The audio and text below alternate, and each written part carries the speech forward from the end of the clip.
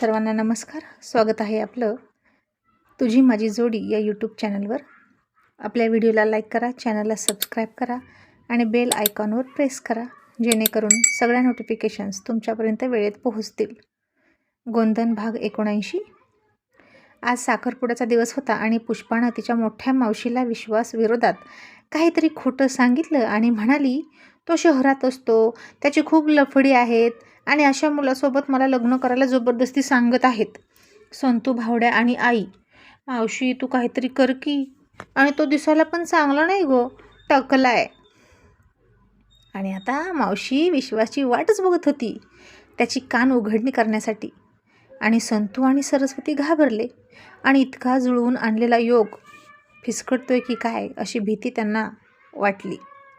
आणि इतक्यात विश्वास आणि त्याच्या घरचे आले आणि खिडकीतून त्यांना येताना बघितलं आणि मुली म्हणाल्या, ए पुष्पा, किती बेकार आहेस गं तू, किती खोटं बोलतीस आमच्याशी.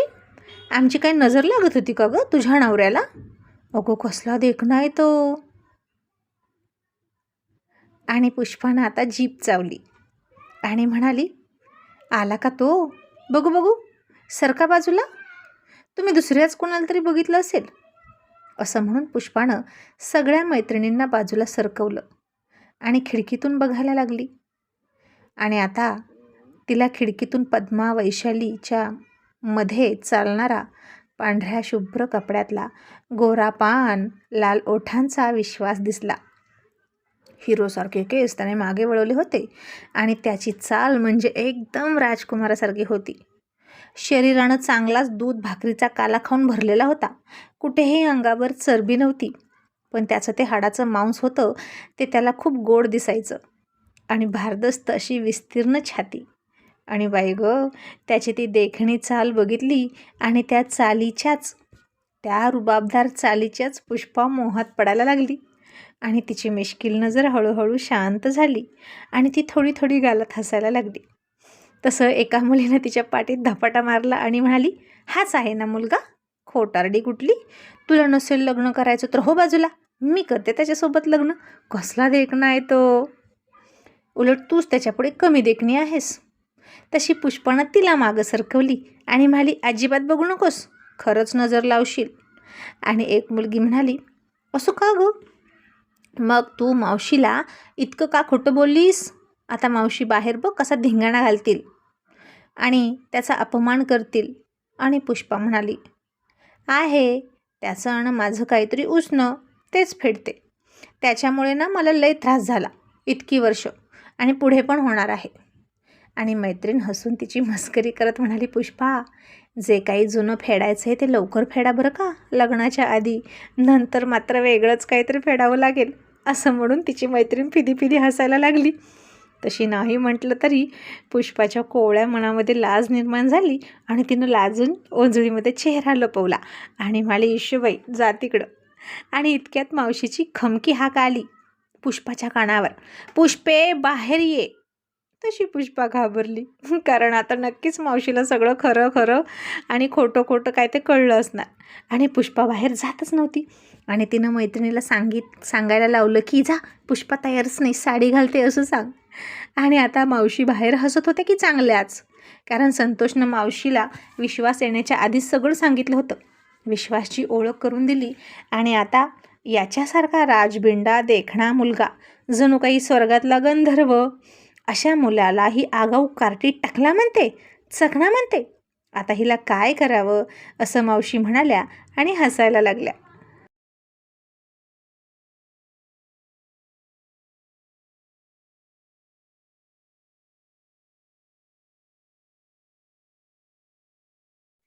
आणि विश्वास मात्र थोडासा चिडला पुष्पावर आणि म्हणाला, मी चकना, मी टकला, या मुलीच्या डोळ्यातनं मोतीबिंदू झालाय बहुतेक, म्हणून तिला मी टकला दिसतो. या मुलीचा प्रॉब्लेम काय आहे काय माहीत, मी दिसल्यापासून माझ्या मागं लागली आहे. नाइलाज आहे म्हणून लग्न करतोय, नाहीतर तिच्या त्या गोंधनाच्या टिकलीमुळे मी तिच्याकडे बघितलं पण नसतं. पण असू दे, होऊ दे लग्न, मग दाखवतो तिला, असं तो पण म्हणाला, कारण आता माझे हात दगडाखाली सापडलेले आहेत. असं म्हणून विश्वास गप्प झाला. आणि त्याचवेळी इकडे लिली, विश्वास खूप दिवस झालं गावी गेला आहे म्हणून अस्वस्थ झाली होती, कारण तिला आता विश्वासची आठवण येत होती. ती तिच्या बेडरूममध्ये त्याला मिस करत होती आणि तो असाच इतके दिवस तिच्यापासून दूर दूर राहिला तर त्याला लागलेली तिची सवय मोडेल असं तिला वाटलं आणि म्हणून तिनं विश्वासला पत्र लिहायचं ठरवलं. त्याच्या घरचा पत्ता त्यानं तिला सांगून ठेवलाच होता आणि कंपनीच्या बॉन्डवर लिहिलेलाच होता. आणि विश्वास, कंपनीचं खूप नुकसान होतंय, तू पटकन ये. कंपनी जॉईन केल्यापासून तू एकही दिवस मॅनेजरच्या खुर्चीत बसला नाहीस असं तिनं पत्र लिहिलं आणि त्याला पाठवलं. आणि हे पत्र मिळायला आणखीन 5-6 दिवस लागणारच होते. आणि मग ती त्याची वाट बघत बसली आणि तिच्या हातातला एक पत्ता फेकत म्हणाली, विश्वास, मी तुला असं सहज सोडणार नाही. मी तुझ्यावर माझा खूप वेळ वाया घालवलेला आहे, त्यामुळे तुझ्या गळ्यात कसा पट्टा बांधायचा हे मला चांगलंच माहीत आहे. आणि आता विश्वास खुर्चीत बसला होता. संतू मात्र नवरदेव असूनही इकडून तिकडे पळापळ करत होता. त्याची भावकी खूप चांगली होती, त्याला काहीच बघू देत नव्हते, सगळं करायचे. आणि मग पद्मा म्हणाली, विश्वास, अरे आपलंही कर्तव्य आहे की त्यांची मदत करणं. पाहुण्यासारखं बसून चालणार नाही, बाळा उठ. पण आता विश्वासचा असा राजेशाही थाट असायचा आणि तो खुर्चीत रुबाबात बसायचा. आणि पुष्पाच्या खोलीतून मुली यायच्या, डोकवायच्या, विश्वासकडे बघायच्या, फिदी फिदी हसायच्या आणि निघून जायच्या. आणि सारखं सारखं त्यांच्या अशा बघण्यानं विश्वासला खूप अवघडल्यासारखं झालं. आणि आता त्यापेक्षा तो उठला आणि संतोषच्या मदतीला गेला आणि म्हणाला, काय करायचं आहे मला सांग, मी तुझी मदत करतो. वैशालीला आता दुसरी खोली दिली होती आणि त्या खोलीमध्ये ती तयार होत होती. आणि आता तिथे संतोषचे सारखे हेलपाटे व्हायचे की काहीतरी घेण्याच्या निमित्तानं तो तिकडं जायचा. दत्तू, संतू साखरपुड्याच्या कामात चांगलेच व्यस्त होते आणि संतू वैशालीकडे बघायचा आणि थोडासा हसून निघून जायचा. पुन्हा आला की विचारायचा, तुला पाणी हवं का, तुला सरबत हवा का, प्रवास कसा झाला, साखरपुड्याला वेळ आहे, कंटाळा आला असेल तर झोप, असा बिनधास्तपणे तो वैशालीसोबत बोलायचा. वैशाली हसून नाही नाही असं म्हणायची. तरीही संतूनं पल्लवीला हाक मारली आणि म्हणाला, तिच्याकडे लक्ष दे. आणि पुष्पा तयार झाली का तेही बघ. आणि पल्लवी म्हणाली, हो. आणि आता विश्वासला बघून सगळेजण त्याचे कौतुक करायचे आणि म्हणायचे, पुष्पाला नवरा छान भेटलाय, एकदम राजकुमार. आणि आपली पुष्पासुद्धा काही कमी नाही, चंद्राचा तुकडाच आहे की.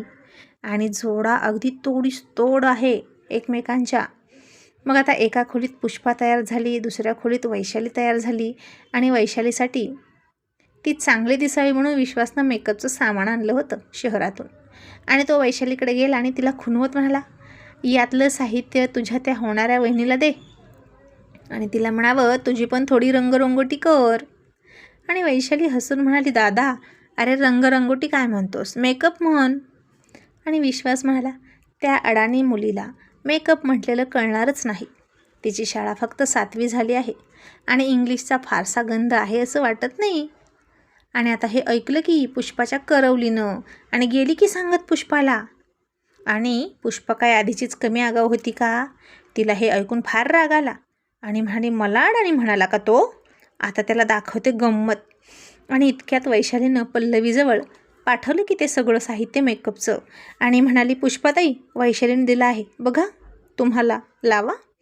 आणि ते बघितलं आणि पुष्पा म्हणाली, काय आहे हे सगळं, मला नाही येणार लावता आणि तसंही मला अजिबात गरज नाही असल्या सगळ्यांची. मी आधीचीच मस्त देखणी आहे, गोरी पान आहे, काजळ न लावताच माझे डोळे कारेभोर आहेत आणि ओठसुद्धा लाल आहेत. मग जे काळे आहेत आणि ज्यांना गरज आहे ना या सगळ्याची, त्याला म्हणावं लावा, असं पुष्पा मुद्दाम मोठ्यानं म्हणाली. आणि आता बाहेर हे विश्वासनं ऐकलं की आणि त्याला वाटलं की हे सगळं पुष्पा मुद्दाम वैशालीसाठी म्हणाली. आणि विश्वासला पुष्पाचा खूप म्हणजे खूप राग आला आणि ती सुंदर आहे याचा अर्थ तिला कोणाचाही अपमान करण्याचा हक्क नाही असं त्याला वाटलं. आता साखरपुड्यासाठी जेवणाची तयारी सुरू होती. रव्याचे लाडू, भात, आमटी असा छान बेत होता. भिजलेले वाटाणे घालून केलेल्या भाताचा वास खूप छान येत होता आणि पुष्पाची भूक खवळली. तिला खूप खाऊला लागायचं आणि मटण असल्यावर तर बघूच नका. आणि ती हळूच एका मुलीला म्हणाली, जातेस का आणि घेऊन ये की 2 लाडू. आणि ती मैत्रीण म्हणाली, नाही बाई नको, बघणारे काय म्हणतील, मलाच नावं ठेवतील. आणि पुष्पा बिनधास्तपणे म्हणाली, त्यात काय नावं ठेवतात, पोटाला तर खायचं आहे, पोटाच्यावर नाही बांधायचं. थांब, मीच घेऊन येते. असं म्हणून आता ती गेली जिथं रव्याचे लाडू करून ठेवले होते तिथं. आता तिथं 2 ढीग होते रव्याचे लाडूचे आणि एका ढिगातनं पुष्पानं लाडू उचलला आणि तोंडात धरला. तर तो लाडू खूप म्हणजे खूप कडक होता. त्याचा पाक जरा जास्तच पुढं गेला होता आणि तो दाताखाली धरला आणि पुष्पाच्या दाताला कळच आली. पण तो लाडू फुटला नाही आणि दुसऱ्या ढिगातले लाडू मऊ होते. आणि आगाऊ पुष्पानं आता कडक लाडू उचलला आणि तो घेऊन आली आणि दत्तूला बोलवलं आणि म्हणाली, दत्तू भावड्या, हे लाडू तुझ्या दाजीला देऊन ये की, भूक लागली असेल त्यांना. दत्तू म्हणाला, पुष्पा, आत्तापासूनच मया करायला लागली होय दाजीची. माझी संतू भावड्याची कधी मया नाही आली तुला. उलट आमच्या वाटणीचं मटण खाते आणि आता नवऱ्याची मया करतीस होय, लग्न व्हायच्या आधीच. आणि पुष्पा हसून म्हणाली, दत्तू भावड्या, आता पल्लवी वहिनी तुझी कशी मया करते तशी मला पण मया केली पाहिजे ना. एकुलता एक नवरा आहे ना तो माझा होणारा. मग जा की, एवढं देऊ नये की त्यांना. आणि तिचं इतकं गोड बोलणं, ते पण विश्वासविषयी, हे ऐकून दत्तूला जरा शंकाच आली बरं का. कारण ही मुलगी वयाच्या 7व्या वर्षापासून विश्वासाचा द्वेष करते. अगदी सकाळपर्यंत म्हणजे तासाभरापूर्वीपर्यंत त्याचा द्वेष करत होती आणि आता इतकी गोड बोलायला लागली. नक्कीच काहीतरी भानगड आहे असं त्याला वाटलं. पण आता इतका वेळ त्याच्याकडेही नव्हता आणि तो घेऊन गेला लाडू आणि विश्वासला म्हणाला, दाजी घ्या की लाडू, अहो पुष्पाने दिले आहेत, तुम्हाला भूक लागली असेल म्हणून. आणि विश्वास चकित होऊन म्हणाला, काय, तिने दिले? मग नको. दत्तू म्हणाला, काय झालं दाजी? विश्वास म्हणाला, मला शंका आहे की या लाडूसुद्धा त्या मुलीनं दगड ठेवला असेल. ती मला एखादी गोष्ट प्रेमानं देणं शक्यच नाही. उलट द्यायचा असेल ना तर त्रासच देईल. आणि दत्तू तरीही म्हणाला, दाजी, अहो असं असतं का? सगळ्यांसाठीच केलेत लाडू, त्याच ढिगातले आहेत, घ्या की. विश्वास म्हणाला, नको, मला पाणी मिळेल का? आणि हे सगळं पुष्पा ऐकत होती आणि त्यानं पाणी मागितलं. तसं आता तीच पाणी घेऊन आली. तयार झाली होती तरीही पाणी घेऊन आली.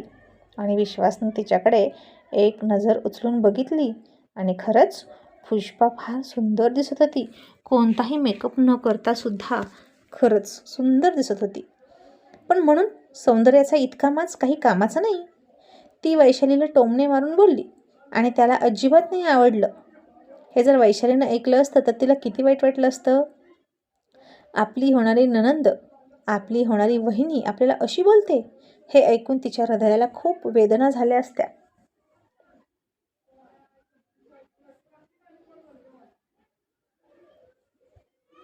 आणि विश्वासनं पुन्हा तिच्याकडे बघितलंच नाही आणि नाराजीचा कटाक्ष टाकला आणि म्हणाला, सौंदर्याचा गर्व असलेल्या मुलीकडून मी काहीही घेत नाही. आणि आता पुष्पाला कळलं की मघाशी तिनं मारलेला टोमणा त्यानं ऐकला आहे. आणि तीही म्हणाली, आणि शिक्षणाचा गर्व असलेल्या मुलांना काय म्हणायचं? आणि विश्वास म्हणाला, मी कुठं म्हणालो की मला शिक्षणाचा गर्व आहे? आणि पुष्पा म्हणाली, मघाशी कोण म्हणालं 7वी शिकलेली अडाणी मुलगी, तिला काही इंग्लिश कळतंय? तिच्यासाठी रंगरंगटी हा शब्दच ठीक आहे, मेकअप शब्द कळणार नाही असं कोण म्हणालं?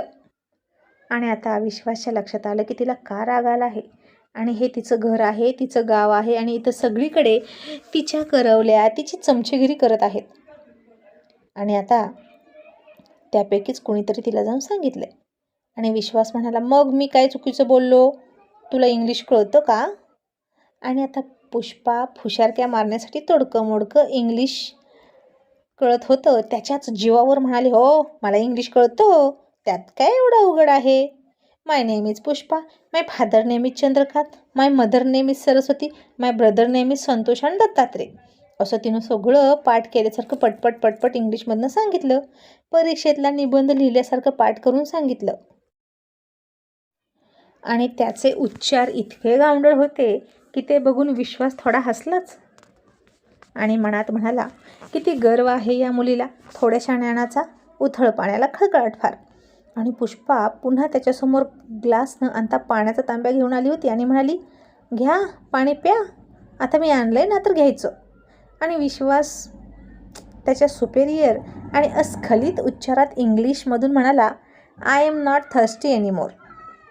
आणि काय पुष्पाच्या कानाला ते शब्द फार वेगळे वाटले आणि तिला काहीच नाही कळलं आणि तिच्या डोक्यात शिट्ट्या वाजल्या. आणि विश्वास आता तिच्याकडे तिला इंग्लिश कळलं की नाही अशा प्रश्नार्थक चेहऱ्याने बघितलं. आणि आपल्याला आता त्याचं इंग्लिश कळलं नाही असं दाखवायला नको म्हणून पुष्पासुद्धा थोडीशी घसा साफ करून त्याला पुन्हा म्हणाली, घ्या पाणी घ्या. आणि आता विश्वास तोंड वाकडं करून म्हणाला, तहान मेली माझी. आणि आता पुष्पानं त्याच्याकडे रागात बघितलं आणि तो तांब्या स्वतःच्या तोंडाला लावला आणि त्याच्याकडे रागात बघत घटा घटा पाणी पिली आणि निघून गेली. आणि विश्वास म्हणाला, इतका मोठा तांब्या भरून पाणी पिली, मस आहे की काय? आणि आता पाणी इतकं पित असेल तर जेवण किती करत असेल काय माहीत.